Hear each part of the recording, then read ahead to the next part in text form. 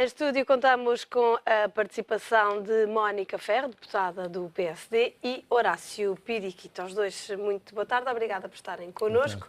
Mónica, começo por si. Como é que viu ontem as palavras do vice-primeiro-ministro Paulo Portas, na entrevista que deu, mostrar-se bastante confiante no que diz respeito às eleições legislativas? Boa tarde.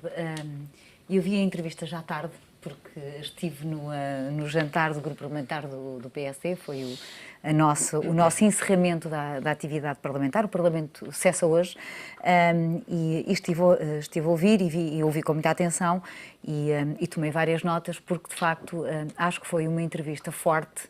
Foi uma entrevista em que o vice-primeiro-ministro e líder do CDS procurou mostrar a sua visão para o combate que se aproxima, a sua coletiva, e acho que ficou muito patente que quem se vai apresentar às eleições, saberemos hoje à noite, o Sr. Presidente da República anunciou hoje às 8h30 a data das eleições, quem se vai apresentar às eleições, seja em setembro, seja em outubro, é uma coligação sólida, é uma coligação forte. E acho que essa imagem foi muito importante, a ideia de que há uma excelente cooperação dentro do governo, a ideia de que os dois partidos estão alinhados numa agenda, num método de candidatura e, sobretudo, numa visão para os próximos 4 anos para o país. Acho que isso foi uma das tónicas. E daí, talvez, esse tom positivo que achou que havia na entrevista do vice-primeiro-ministro, que é, embora um homem prudente e um homem sereno, uma pessoa muito positiva. Está ultrapassada a irrevogabilidade de Paulo Portas? Esse foi um dos temas importantes que ele não se esquivou, não enjeitou uma resposta e creio que a posição dele é muito clara, está superada. Ele próprio admite que isso possa ter gerado alguma incompreensão ou algum capital menos positivo em relação a si mesmo, mas ele assume esse risco, assume essa decisão, mas afasta completamente qualquer sinal de discórdia dentro do futuro. Aliás, a pergunta seguinte que lhe é feita também é sobre a sua relação com a atual Ministra das Finanças e fica muito claro que, de acordo com estes últimos 2 anos e mais qualquer coisa, que a relação entre ambos foi uma relação até fortalecida por esse episódio. E portanto, a resposta também é muito clara nessa matéria. Horácio, como é que viu ontem Paulo Portas nesta entrevista, com duras críticas também aqui ao Partido Socialista, a dizer que, caso o PS ganhe as próximas eleições, que vê, nomeadamente, o déficit a disparar outra vez? Bem, estamos na esfera estrita da política e, portanto, é básico dizer-se que quem não gosta desta coligação, quem não está de acordo, não encontrou nada de positivo na entrevista. Quem minimamente compreende as circunstâncias e os últimos 4 anos terá encontrado, com certeza, muita coisa de positiva. Eu confesso-lhe que gostei imenso da entrevista. Foi uma excelente entrevista, aliás, eu esperava que fosse uma excelente entrevista pelas características do entrevistado. Não fugiu a nenhuma das questões mais complicadas, valorizei também isso, mesmo esta questão do irrevogável. Por vezes é fácil criticar e é evidente que ele se demitiu na lógica de irrevogabilidade e depois voltou atrás, mas também todos temos que perceber muitas vezes que há um interesse nacional, isto é muito bonito de se dizer, eu sei, mas há um interesse nacional que se sobrepõe, porque afinal de contas foi a própria oposição que na altura aí já soube quantificar exatamente com os milhões todos certos quanto é que tinha custado a simples possibilidade de haver uma demissão naquela altura. Portanto, provavelmente ele terá recuado, também tendo em conta a importância que tinha a sua manutenção no governo para que o governo continuasse com o mesmo tipo de trabalho e objetivos que tinha. Também acho que explicou muito bem aquela questão que estava muito mal explicada entre a acumulação da SES e da TSU, daquela que seria a TSU. Também me parece que ele consegue explicar até melhor que o próprio Primeiro-Ministro, as circunstâncias de onde vimos, o que é que se passava na altura, em 2011, ele consegue transmitir muito melhor a ideia. Quando ele diz que o desemprego tem que subir, é evidente, as pessoas não poderiam nunca imaginar que, entrando num processo de ajustamento em 2011, que a economia iria melhorar. Pelo contrário, todos saberíamos que os indicadores económicos iam todos virar negativos, iríamos passar um mau bocado, como estão a passar todos os países, ou passaram todos os países do sul da Europa, com exceção da Grécia, que continua muito, muito pior. E, portanto, ele transmitiu muito bem essa ideia. Isso é muito importante também.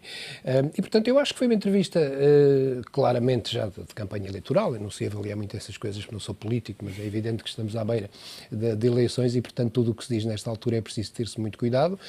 E passou aquela mensagem que eu penso que quer ele, quer todos os candidatos a deputados do PS, incluindo a Mónica, em plena campanha eleitoral, vão dizer do Partido Socialista, vão transmitir a ideia que o Partido Socialista é gastador, que será um regresso a 2011, 2010, 2009.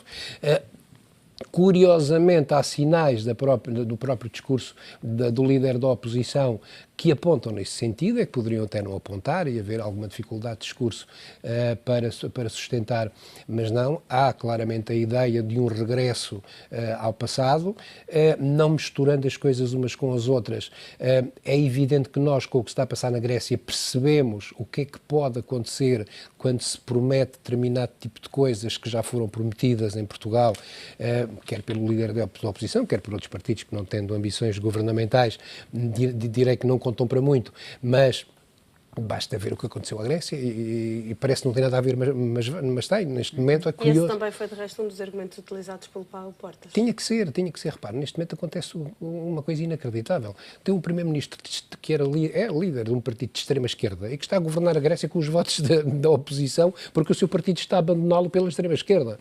E, portanto, significa que não é possível fazer-se quase nada daquilo que tem sido anunciado. Não é possível prometer-se às pessoas coisas que não podem vir a ser feitas. O caminho é este, gosta ou não se gosta, uns dizem que é por causa da senhora Merkel, outros por causa do neoliberalismo, outros por causa da União Europeia. Há coisas que estão erradas, como é evidente, e não são poucas. Agora, as coisas não podem ser apresentadas desta maneira. E, de facto, quando se começa a querer comparar o Syriza do início, todo o ar fresco que teria o Syriza, pois está à vista. Já houve uma tentativa parecida há 4 anos com o François Hollande em França, também iria derrotar, enfim, isto é a linguagem mais simples, a senhora Merkel e virar o rumo da política económica na Europa. Viu-se. Depois apareceu, isto foi testado ao nível dos partidos socialistas. Depois tivemos agora um teste ao nível da extrema-esquerda. Vamos acabar com a austeridade. E viu-se. Mónica, a situação na Grécia e no Syriza está a beneficiar-se e a dar aqui um otimismo maior à coligação? Não, eu não diria dar um otimismo, nem diria outra expressão que eu ouvi há uns dias, que é dar razão. E ontem, se me permite, antes de pegar na Grécia, uma das coisas que ficou muito patente no discurso, na entrevista de Paulo Portas, mas que também nós no Parlamento o destacamos, é que de facto o que esteve aqui sempre à frente foi o interesse nacional e não tenho dúvidas, como Horácio dizia, que isso pesou muito na decisão de Paulo Portas de revogar o seu pedido de demissão. Mas houve também, durante a entrevista de Paulo Portas, várias vezes a referência de que os resultados são dos portugueses e que o Governo tem que agradecer aos portugueses a sua capacidade de resiliência, o esforço que levaram a cabo e reconhecer que o esforço que se conseguiu foi, de facto, com os portugueses. Em relação à Grécia, o que houve, e isto não deve ser tomado por uma manifestação de contentamento de qualquer ordem, mas o que houve foi a demonstração, como nós já tínhamos dito, que o pertencer a instituições internacionais e socorrer-se dessas instituições internacionais para obter financiamento, para, como dizia ontem Paulo Portas, ninguém sonha como foi governar um país que estava à beira de não ter dinheiro para pagar pensões e ordenados. E, portanto, nós precisamos da assistência externa, mas isto implica sempre um conjunto de condições. É tal e qual como qualquer um de nós, enquanto cidadãos, se dirigir a uma entidade e lhe pedir um empréstimo, é natural que haja contrapartidas, que haja condições. E esse rol de contrapartidas, como o Horácio aqui destacava, que são vistas muitas vezes como medidas de austeridade, eu confesso que, embora não acho que a austeridade seja um palavrão, acho que o rigor, são medidas rigorosas, são medidas que introduzem uma certa disciplina nas contas públicas, são propostas por essas instituições porque são de acordo com a visão dessas instituições o caminho que poderá levar o país ao crescimento e a que o país possa pagar o empréstimo que contraiu. Até se quiser ver, há aqui não uma visão ideológica, mas até uma visão interesseira e interessada. Ao FMI, ao Banco Central, vou só terminar esta, ao FMI, ao Banco Central e à União Europeia, interessa-lhes que Portugal cumpra os objetivos que assumiu, porque isso é o que vai dar garantias de que Portugal vai poder honrar os seus empréstimos. E no caso da Grécia, o que houve foi a constatação de que aquilo que nós tínhamos dito que os gregos deveriam fazer desde o início é exatamente aquilo que as instituições internacionais continuam a afirmar como a melhor receita. Deixe-me só dizer, ainda em relação ao caso da irrevogabilidade, uma incoerência que desde essa altura eu me apercebi. Nós assistimos legitimamente ao longo destes anos a pedidos sucessivos de demissão do governo, o que é normal, vivemos em democracia, eram pedidos na rua e eram pedidos na Assembleia da República para que o governo, enfim, eventualmente se demitisse, ou o Presidente da República demitisse o governo. Mas eis que, no verão da demissão do Paulo Portas, aconteceu uma situação de reflexo imediato nos mercados financeiros e em toda a esfera da economia, do impacto apenas de uma ameaça de demissão. Ou seja, aqueles que pediam exuberantemente a toda a hora a demissão do governo, bastou uma ameaça de demissão que acabou por não acontecer, para a partir daí passarem a fazer as contas de quanto é que custaria, ou de quanto é que passou a custar a todos nós, aquela suposta demissão do vice-primeiro-ministro. Eu acho que isto não faz sentido. Portanto, se uma simples ameaça de demissão serviu para, durante meses e anos, se dizer ele foi o culpado desta situação, vejam que esta ameaça de demissão custou ao país, imagine-se o que teria sido, naquela altura, uma demissão do governo. Isso fez-me sempre confusão desde essa altura. Eu acho que há aqui incongruências que ainda têm que ser conversadas, explicadas, para se entenderem na sua plenitude.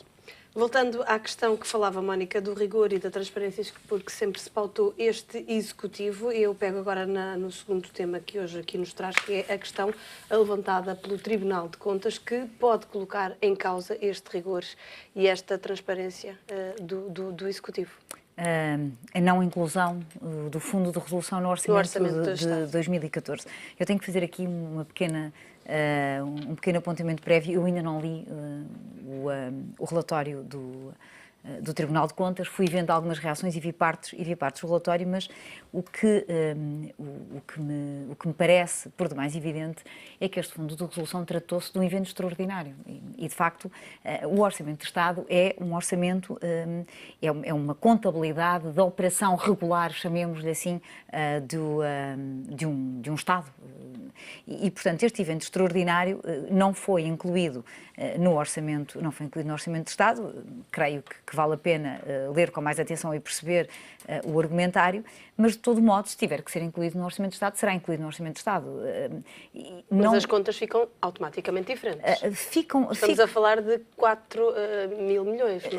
Ficam diferentes, mas repare, o Fundo de Resolução é um fundo que vai ser liquidado com a receita da venda do banco. E também já foi dito que qualquer eventual diferencial entre aquilo que foi a capitalização do Fundo de Resolução e aquilo que seja obtido pela venda do banco vai ser suportado pelos bancos que criaram o próprio fundo de resolução. E, portanto, desse ponto de vista, isto não vai significar um acréscimo de despesa para o Estado. Portanto, parece-me que estamos aqui perante uma operação que é contabilística, parece-me que estamos perante um evento extraordinário face àquele que é a projeção regular do funcionamento do Estado e o seu orçamento de Estado, mas o que é importante é destacar que este evento extraordinário não vai afetar aquela que está a ser a trajetória das contas públicas, do aumento do PIB, da diminuição do déficit, porque no fim do dia o que o Orçamento de Estado tem que traduzir é isso, é se o Estado está a consumir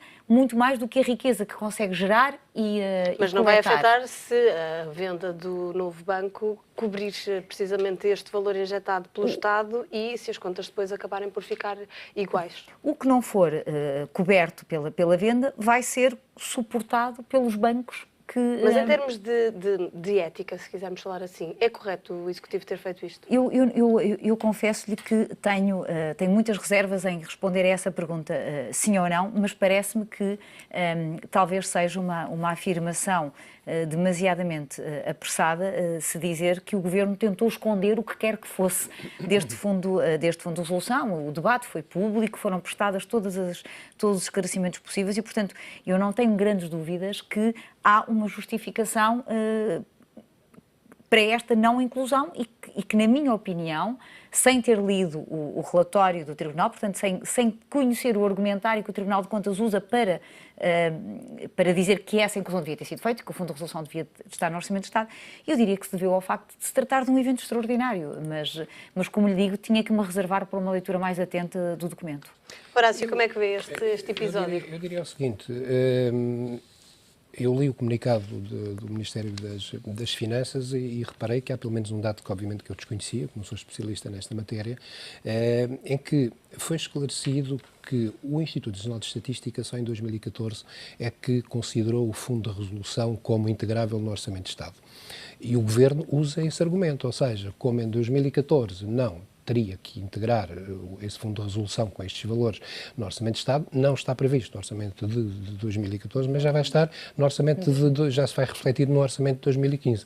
Se isto juridicamente é assim, está correto, eu acho que sim, penso que o Ministério das Finanças não iria emitir um comunicado que não estivesse sustentado, a situação parece-me tecnicamente justificada, não é? Agora é evidente que tem impactos diferentes, tem impactos no déficit. Aquilo que me faz alguma confusão, embora voltemos outra vez ao território da política, é que parece que estas coisas têm que ser esclarecidas, está fora de questão, não é isso que está em causa, não é? Mas dá a ideia que algumas pessoas parece que fazem força para que as coisas corram mal, ou seja, querem forçosamente que não se cumpra o déficit, querem forçosamente que nós saiamos mal de um conjunto de iniciativas. Eu posso ser tão transparente quanto isto. Hoje fazem-se habilidades contabilísticas nas empresas, que são legais, otimizações fiscais. Se o governo... Mas esta habilidade, segundo o Tribunal de Contas, não é meu. O termo é meu. Pois, o termo habilidade é meu. Essa é a posição do Tribunal de Contas, legitimamente, também tem a sua opinião, tenho a maior consideração até pelo Presidente do Tribunal de Contas, Dr. Guilherme Oliveira Martins, acho que com certeza ele também terá as suas razões. Também me parece que a resposta do Ministério das Finanças foi muito ajustada àquilo que o Tribunal de Contas tinha sugerido. Portanto, estamos numa questão eminentemente técnica, muito sofisticada e que, é evidente, depois tem a leitura política que eu lhe dizia, não é? Se reflete no orçamento de 2014, o déficit aumenta, é maior e ficamos prejudicados. O que eu acho que não devemos é todos fazer força para que isso aconteça sempre pela negativa, porque isso acaba todos por sobrar para nós e é que eu tenho alguma dificuldade em entender. Horácio, Mónica, muito obrigada pelo comentário aqui na edição das 12.